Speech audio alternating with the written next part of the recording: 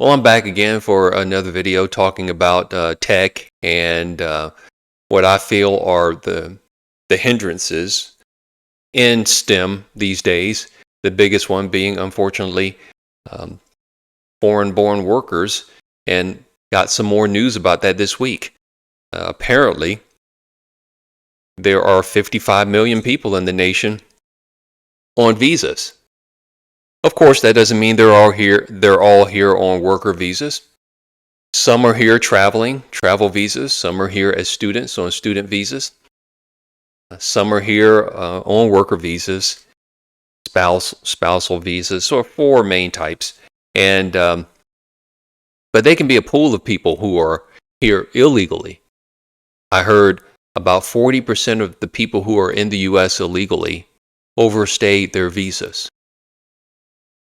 and that's possibly leading to the whole investigation of the visa system, looking for folks that they might have justification to get them out of the country. Mainly because here recently there have been some big news stories about folks in the trucking industry. This whole foreign-born stuff is affecting the trucking industry, and you've had some very high-profile automobile accidents as a result of these folks being careless in their driving. They likely were not properly vetted and still got a commercial driver's license, likely supplanting the people who are here as American-born truckers, just maybe to save money, and lives are being taken. It's really sad to see, if you haven't, that footage where you have a camera in a dash cam, basically pointing inwards into the cabin of the truck, and you can see this driver turning into the median, or that grassy area that you would see on a highway, just to make an illegal U-turn. And as a result, people behind him don't have enough time to hit the brakes, and they end up running into the bed of the truck, the 18-wheeler part, his load, and they likely got decapitated as their minivan goes underneath partially the bed of that truck, and it makes me want to holler. And this is the result. There's going to be an investigation. 55 million folks on visas. And when you add that into the millions of folks who came into the country illegally as a result of the open borders policy that the previous administration had, you're possibly looking at 1 out of every 4 or 5, maybe 3, but more than likely 1 out of every 4 or 5 people who are here in the nation are here as foreign-born folks who shouldn't be here long term. That's a lot. Can you imagine the United Arab Emirates allowing 1 out of 4 people to be in their nation on visas? Can you imagine Dubai allowing that? Saudi Arabia? I don't see that. Singapore? That's too many.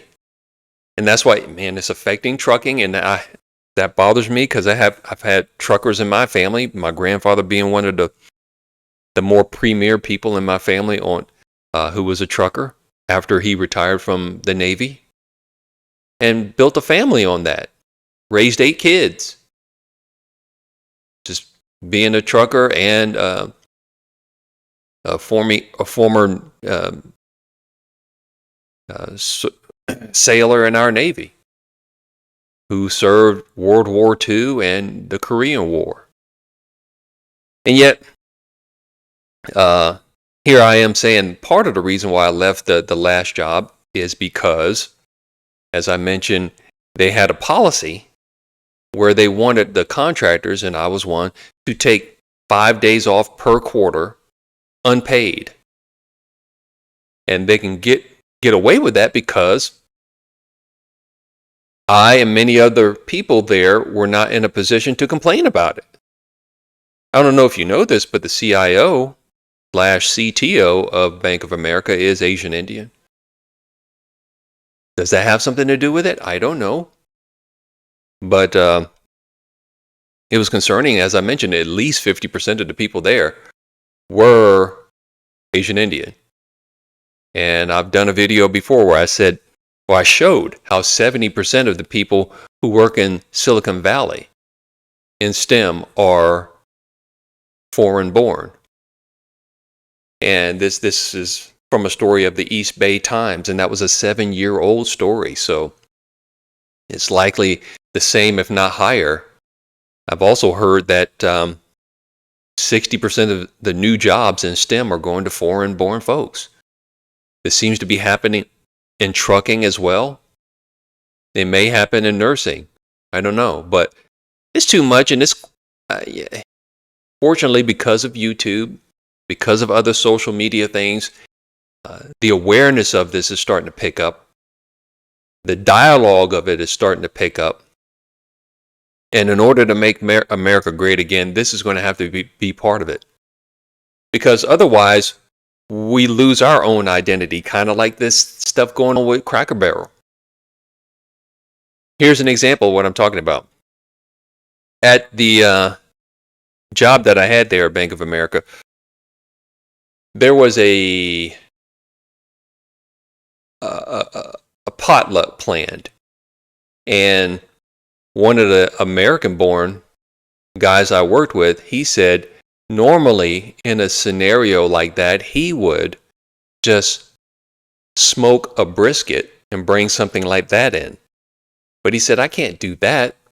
That would likely offend some people here because there are so many folks who are Asian Indian, and in their culture, parts of their culture might see cows as being sacred. And so, again, I'm here in Texas, if you didn't know. One of the most Texan things you can do is have some barbecue beef. So we're put in a situation where we American-born folks have to assimilate to the folks who are coming here after the fact, who might not even be here as citizens. They're not green carded. They're likely here on a visa. And we have to assimilate to that as opposed to the other way around. In Texas, where we have cowboys and we have cows, you can drive down the road and there'll be a ranch where you can see longhorns, steer with long horns and other types of cattle. But you can't bring a brisket in because it might offend somebody. Now, as it turns out, that guy was actually on vacation the day that they had the potluck meal, the potluck lunch. And I wasn't there because it was on a day where I would normally work from home. So we both missed it, but I did tell him, if you're going to come, man, bring the brisket. I'll eat some with you. I came across a story that was about IBM. IBM was the first place that I worked coming out of college. And the CEO there at the time was a man named Lou Gerstner. And not a bad place to land. First job out of college, at least back when I got started. Actually, me starting there, I met someone that became my best friend, and he's part of the reason why I moved to Texas. Nevertheless, I saw a story where they're talking about it's a financial story about how IBM, either their stock went up, but their revenue went down, or their revenue went up and their stock went down. Nevertheless, I was curious enough to click on the link, and wouldn't you know, this is what I saw when I clicked on the link. This guy is now the CEO of IBM. Arvind Krishna, likely Asian Indian, to go along with Sundar Pichai, the CEO of Google. Also to go along with, as I mentioned, the CIO of Bank of America, and the head of Microsoft, Satya Nadella, I believe is his name, Satya Nadella. This wasn't the way it was when I got started in IT.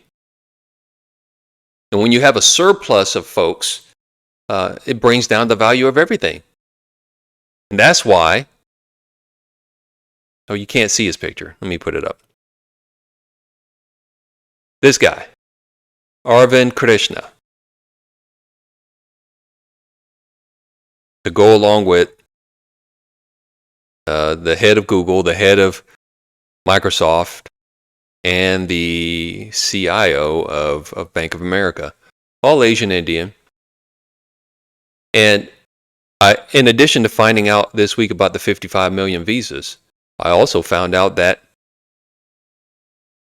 apparently one of the ways that they're getting around the actual qualifications that you're supposed to have before you hire someone on an H-1B visa is they have these hidden job listings where they're purposely not trying to make it easy for Americans to see the listing so that their underground pool of folks that they want to have the job, the Asian Indians, will see it through their networks and they'll hire them. Well, people are finding out about this stuff and they're taking the hidden postings and they've started a new website where they put this stuff called jobs.now. And when I went to the link, when I saw it on Twitter, I was surprised when the screenshot that I saw, the first job I saw was in Plano, Texas. And I said, I'm very familiar with that place. That the next job I saw was in Aubrey, Texas. And I'm very familiar with that place. So, and the salaries didn't look to be that bad. Much of what's out there right now, if you look, are all like Jersey, New York. I'm surprised I'm seeing these places, but most of them I saw are in California, but they're kind of remote. But look at these salaries. And what happened is, as a result of putting these jobs out there, they all of a sudden got an influx of applications. A bunch of Americans. So you can't say Americans, we don't have the Americans to hire because they're getting thousands and thousands of American-born citizens applying for the jobs. All these out-of-work software engineers who've been laid off by these companies, led by these folks that I just told you about. And instead of hiring them, they're in some cases removing the listing. Because legally you have to apparently post these things in a public place like newspapers. Well, who's looking at newspapers for jobs these days? And so now folks are finding these things in these underground places and taking the time to actually post them online to smoke out this problem. But good things are going to happen as a result of us making these kind of changes. Because let me show you this example. This is a blue collar example, but I believe it's the same type of thing that will happen to us and who have white collar jobs. This is a man who talks about things that he noticed as a result of some ICE raids in his area.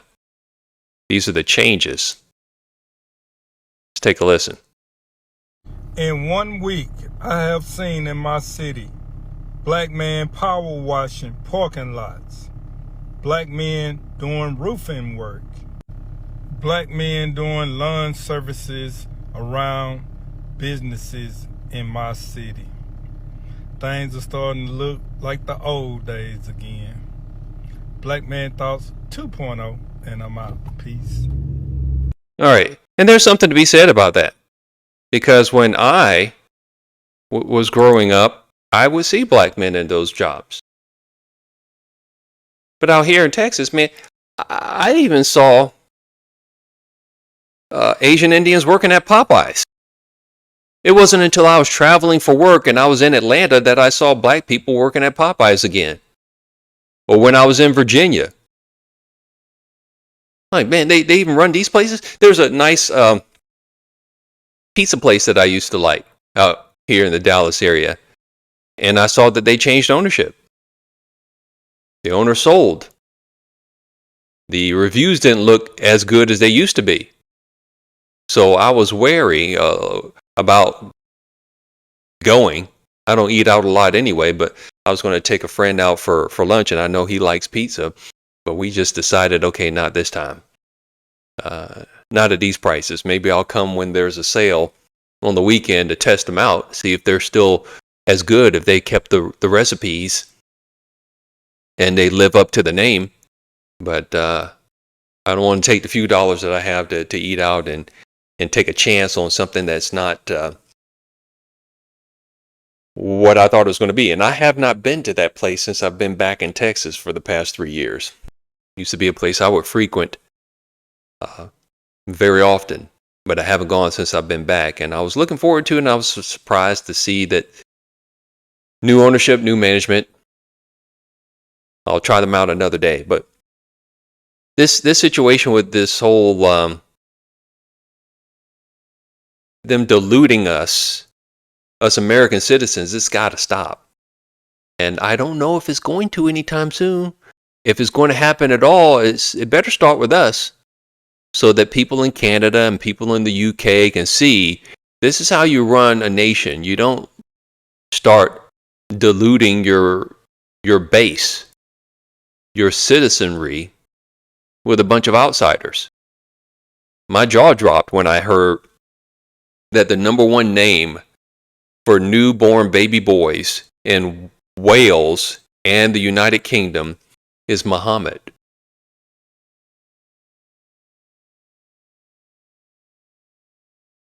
Do you think that they would allow that again in the United Arab Emirates, in Dubai, for the number one name of newborn baby girls to be Jessica? For it to be Heather? The number one name of newborn baby girls in Qatar is going to be Elizabeth. Probably not. But we do that because we're trying to kill our nation. As I said, I don't know if I said this before, but I'll say it now. Most empires don't survive past 250 years. Next year, America will be in its 250th year, and we're really starting to look our age. If we don't get it going here soon, we will be another fallen empire.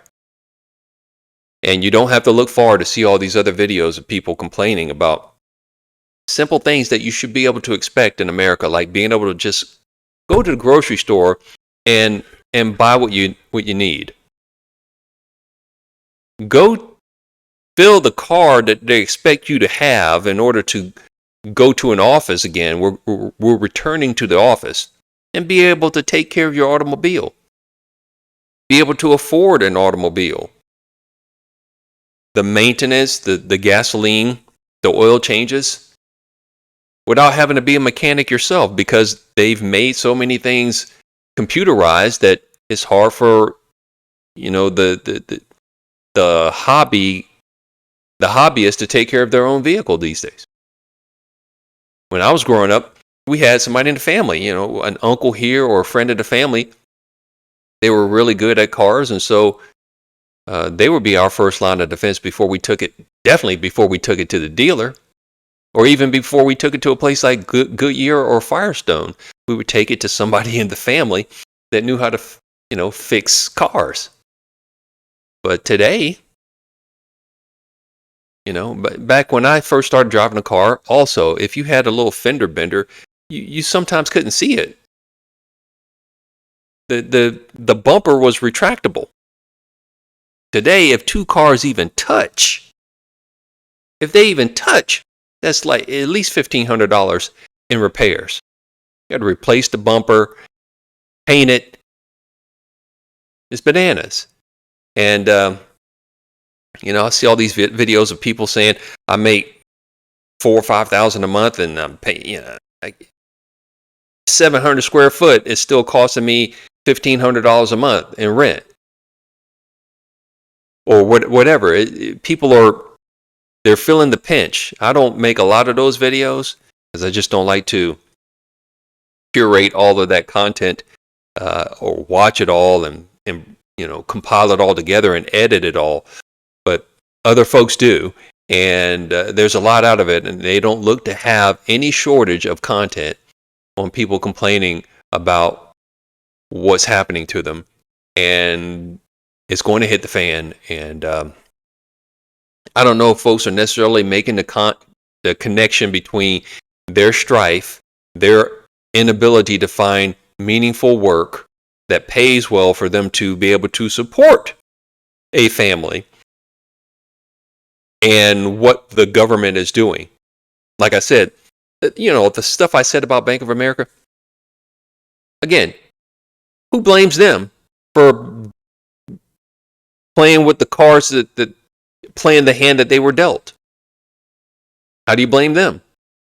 It's not illegal what they're doing, but it's immoral to say, hey, we want you to take 5 days off a quarter unpaid. You can't bundle this time together to go take a month off and go work someplace else. You can't do it. 1 week, the best I could do to be productive is to take some more training. But it's hard to go get a job for just a week. You're basically doing it to save money. And again, it's not illegal, but it's immoral to do that. Or at least I think it's not illegal. As I told you, I did do some research, and here in Texas, to not pay somebody to be on call, there is a big question about it. And I can show you the articles that I looked at, written by people, written by lawyers. And if push came to shove, I didn't want to have to bring that up, but I had that as an ace in the hole to say, look,